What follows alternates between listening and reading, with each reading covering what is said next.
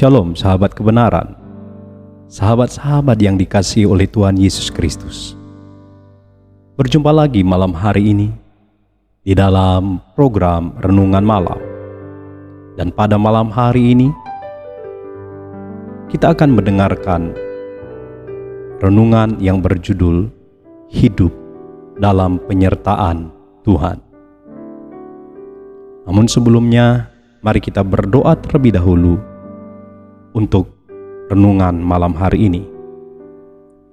Bapa, di dalam nama Tuhan Yesus Kristus, sungguh hati kami bersyukur malam hari ini kami dapat lagi beraktivitas sepanjang hari, dan kami tahu di dalam penyertaan Tuhan kami dikuatkan. Kami tahu bukan oleh kuat dan gagah kami, tetapi karena Engkau menyertai kami. Dan sampai malam hari ini adalah bukti penyertaan Tuhan dalam hidup kami. Bapa, malam hari ini kami akan mendengarkan renungan firman Tuhan. Sebab itu urapi kami semuanya, biarlah kami dibuat mengerti. Roh Kudus, tolong kami untuk mengerti firman-Mu, dan berkati kami lewat renungan malam hari ini. Di dalam nama Tuhan Yesus Kristus, kami berdoa dan kami mengucap syukur. Amin. Saudara, firman Tuhan malam hari ini saya ambil dari Kejadian pasalnya yang ke-26, ayatnya yang pertama sampai ayatnya yang ketiga. Nanti saudara boleh baca di rumah sampai satu perikop itu. Namun, saya bacakan kepada kita ayatnya pertama sampai ayat ketiga. Maka timbullah kelaparan di negeri itu. Ini bukan kelaparan yang pertama yang terjadi dalam zaman Abraham. Sebab itu Ishak pergi ke Gerar kepada Abimelek, raja orang Filistin. Lalu Tuhan menampakkan diri kepadanya serta berfirman, "Janganlah pergi ke Mesir. Diamlah di negeri yang akan kukatakan kepadamu. Tinggallah di negeri ini sebagai orang asing. Maka aku akan menyertai engkau dan memberkati engkau. Sebab kepadamulah dan kepada keturunanmu akan kuberikan seluruh negeri ini. Dan aku akan menepati sumpah yang telah kuikrarkan kepada Abraham, ayahmu." Saudara, penyertaan Tuhan tidak menjanjikan sebenarnya kepada kita bahwa hidup kita tidak ada masalah. Jika kita berpikir bahwa ketika Tuhan menyertai kita maka tidak ada persoalan dalam kehidupan kita, itu pemahaman yang salah. Sebab penyertaan Tuhan tidak menjanjikan bahwa hidup kita mulus saja. Penyertaan Tuhan tidak menjanjikan bahwa hidup kita tidak ada persoalan. Penyertaan Tuhan tidak menjanjikan kepada kita bahwa semuanya seperti jalan tol. Tetapi ada satu yang pasti, bahwa penyertaan Tuhan itu menjadikan kita kuat untuk menghadapi segala persoalan yang ada di depan kita. Sekali lagi, saudaraku, penyertaan Tuhan tidak menjanjikan kepada hidup kita bahwa kita tidak akan menghadapi masalah. Tetapi penyertaan Tuhan itu menjanjikan kekuatan untuk menghadapi masalah yang ada di depan kita. Berapa banyak kita hari-hari ini yang justru tidak pernah menyadari bahwa Tuhan menyertai kita. Tuhan menyertai kita bukan waktu semua keadaan baik-baik saja. Tuhan menyertai kita di dalam segala perkara yang kita hadapi. Makanya firman Tuhan berkata bahwa Allah turut bekerja di dalam segala hal. Artinya Tuhan menyertai kita di dalam segala hal. Saudara, jika kita memperhatikan dalam ayat yang kita baca tadi, firman Tuhan berkata bahwa Tuhan menampakkan diri kepada Ishak. Dan Tuhan berkata bahwa aku akan menyertai engkau. Itu janji Tuhan kepada Ishak, saudara. Tetapi apakah ketika Ishak menjalani hari-harinya setelah dia mendengar bahwa Tuhan berkata aku menyertai engkau, kehidupan Ishak biasa-biasa saja, kehidupan Ishak enjoy saja? Jika kita perhatikan, saudara, Ishak mengalami juga yang namanya kekeringan.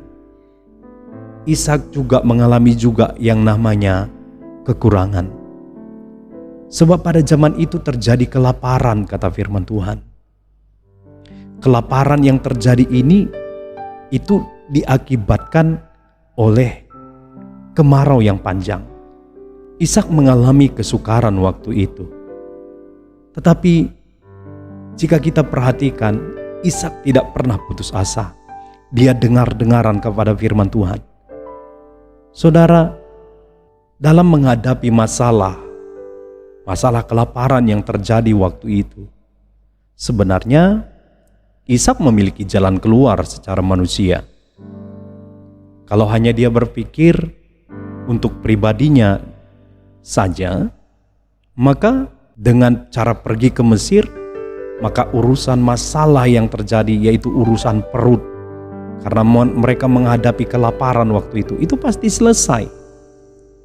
Tetapi itu adalah solusi manusiawi. Itu bukan solusi yang Tuhan inginkan.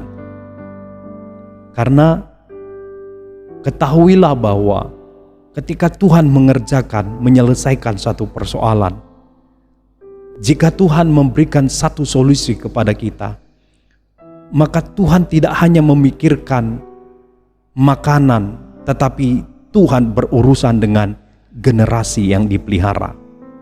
Artinya begini, Tuhan tidak hanya berurusan dengan Ishak semata-mata, tetapi Tuhan memiliki rancangan yang besar untuk Ishak, untuk generasi yang berikutnya, untuk keturunannya.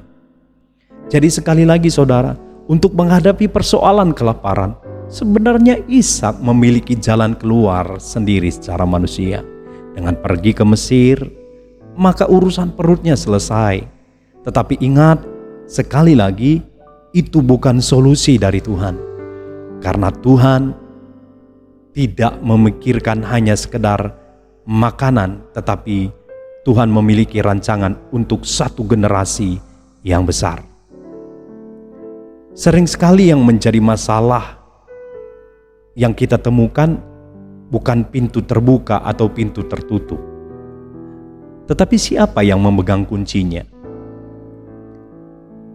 Karena bagi Ishak pada waktu itu sebenarnya ada pintu yang terbuka, yaitu pintunya mengarah ke Mesir.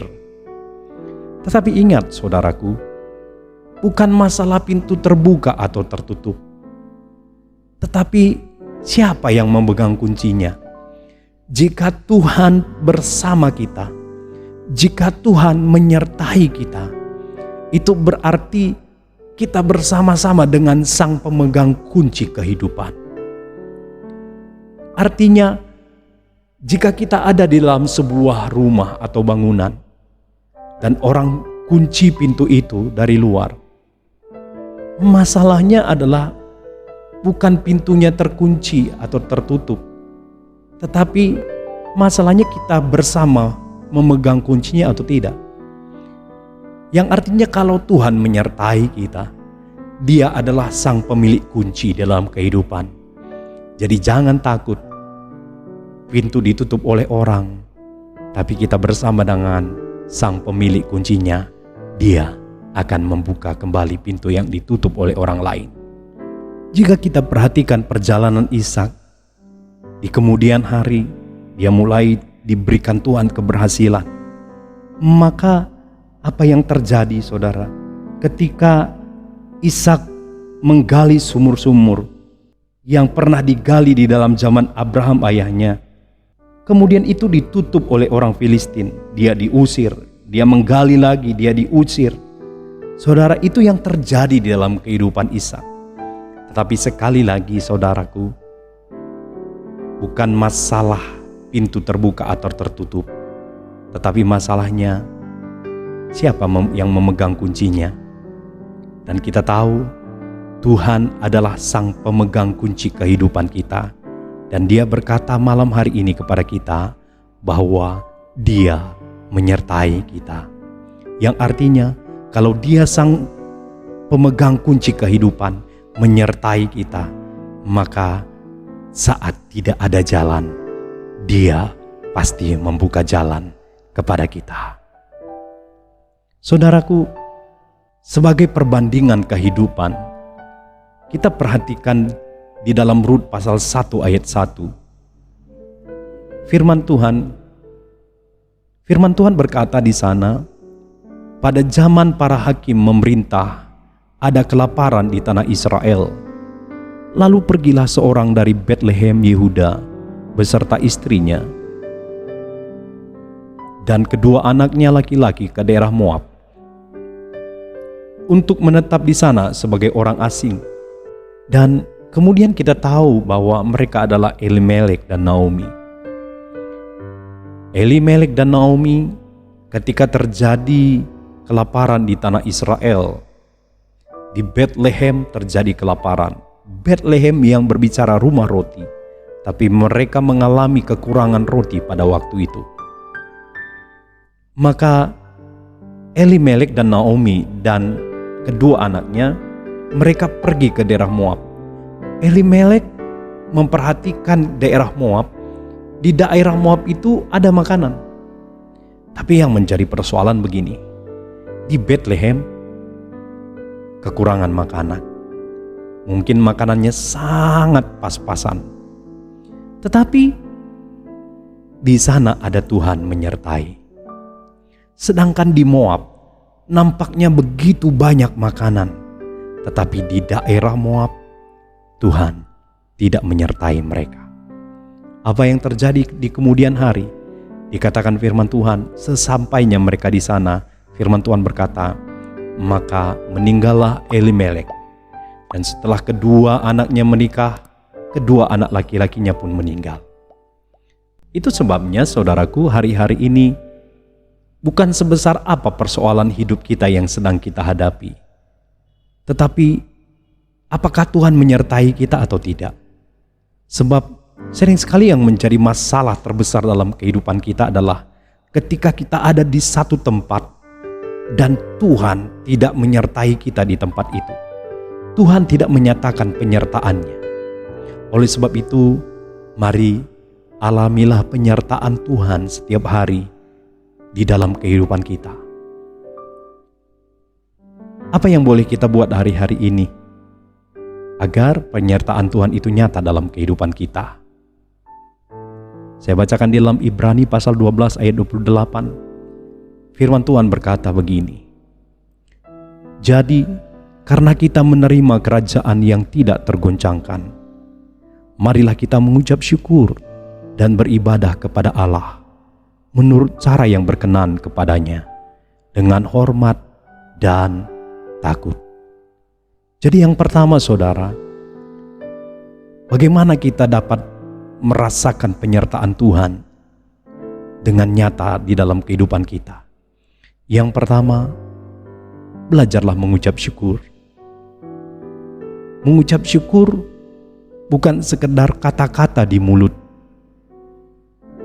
Mengucap syukur itu adalah satu tindakan untuk mempercayai Tuhan. Dan mengucap syukur itu adalah satu tindakan untuk mempercayakan hidup kita kepada Tuhan. Ingat saudaraku, lawan kata bersyukur sebenarnya bukan tidak bersyukur. Tetapi lawan kata bersyukur itu adalah tidak mempercayai yang baik atau berpikiran negatif, tidak mempercayai janji Tuhan. Itu artinya tidak bersyukur. Sekali lagi, lawan kata bersyukur itu sama dengan tidak mempercayai janji Tuhan. Itu tidak bersyukur. Jadi kalau bersyukur berarti artinya adalah mempercayai janji Tuhan. Jadi kalau kita mau mengalami penyertaan Tuhan yang nyata atas kehidupan kita, mari mengucap syukur. Dan mengucap syukur bukan sekedar kata-kata di mulut, tetapi mengucap syukur adalah satu tindakan iman. Kita mempercayakan hidup kita kepada Tuhan. Kita mempercayai Tuhan bahwa rancangannya itu adalah rancangan yang indah. Kita mampu bersyukur karena kita mempercayai janji Tuhan. Kita mampu bersyukur karena kita percaya bahwa Allah turut bekerja di dalam segala perkara dalam kehidupan kita. Kita dapat bersyukur karena kita mempercayai janji Tuhan bahwa Dia berfirman bahwa rancangannya adalah rancangan yang penuh dengan damai sejahtera. Tidak ada rancangan Tuhan yang jahat atas kehidupan kita. Kita dapat bersyukur karena kita mempercayai setiap janji-janji Tuhan. Jadi arti bersyukur adalah mempercayakan hidup di dalam janji kebenaran firman Tuhan. Makanya firman Tuhan tadi berkata, karena kita menerima kerajaan yang tidak tergoncangkan, marilah kita mengucap syukur. Artinya, marilah kita mempercayai janji-janji Tuhan dan beribadah. Sebab ketika kita tidak mempercayai janji Tuhan, dan kemudian kita beribadah.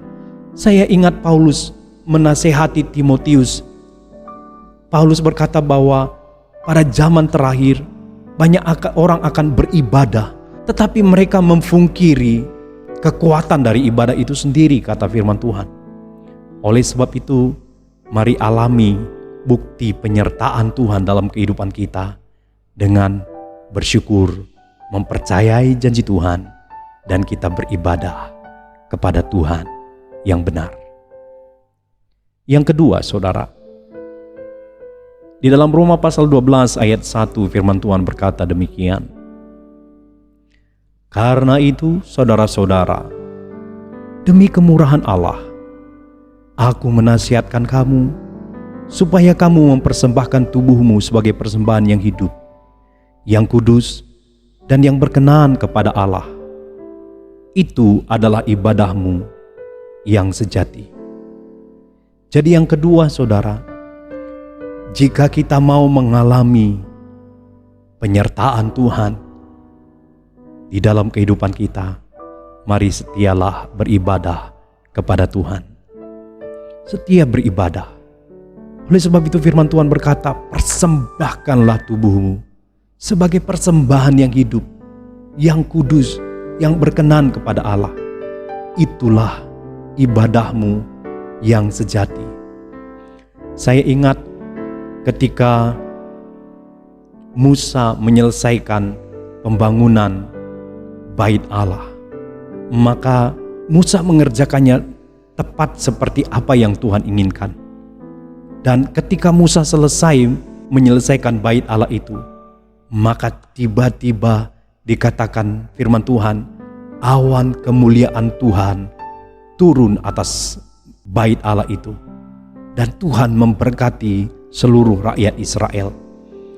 Saya lihat ada dua makna berkat Tuhan waktu itu lewat awan kemuliaan itu. Yaitu yang pertama, berkat yang Tuhan sertakan kepada orang Israel, yaitu tiang awan di siang hari, agar orang-orang Israel tidak kepanasan waktu sengat matahari datang menimpa mereka di tengah-tengah padang gurun. Dan kemudian ada tiang api di malam hari, agar orang Israel tidak kedinginan di tengah-tengah padang gurun pada malam hari. Dari situ kita dapat melihat penyertaan Tuhan itu nyata atas orang Israel. Dan di dalam penyertaan Tuhan itu ada perlindungannya. Tetapi jika kita melihat itu diawali karena Musa menyelesaikan pola atau tata cara ibadah yang diperlukan oleh orang Israel. Jadi malam hari ini saudaraku, ketika kita beribadah kepada Tuhan dengan cara yang berkenan, maka Tuhan akan menyertai kita.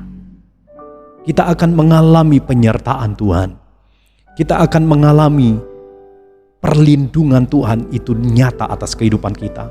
Sebagaimana Tuhan menyertai orang Israel dan mengadakan perlindungan kepada mereka lewat tiang awan di siang hari dan tiang api di malam hari, agar sengat matahari di siang hari tidak menyengat mereka, dan agar sengat kesejukan malam hari tidak membuat mereka beku di malam hari. Tuhan menyatakan penyertaan dan perlindungan mereka. Saudaraku, malam hari ini, apakah kita sedang mengalami penyertaan Tuhan? Tuhan menyertai setiap orang yang berseru kepadanya. Penyertaan Tuhan nyata dalam kehidupan kita ketika kita mulai bersyukur senantiasa. Ingat, bersyukur bukan hanyalah sekedar kata-kata, tetapi bersyukur adalah percaya firman Tuhan. Kita mempercayai firman dan kita mempercayakan hidup kita kepada firman. Kita percaya bahwa tidak ada rancangan Tuhan yang jahat atas kehidupan kita. Dan yang kedua, mari kita setia beribadah dan menghormati Tuhan di dalam kehidupan kita. Maka kita akan mengalami penyertaan Tuhan. Penyertaan Tuhan tidak menjanjikan hidup tanpa masalah.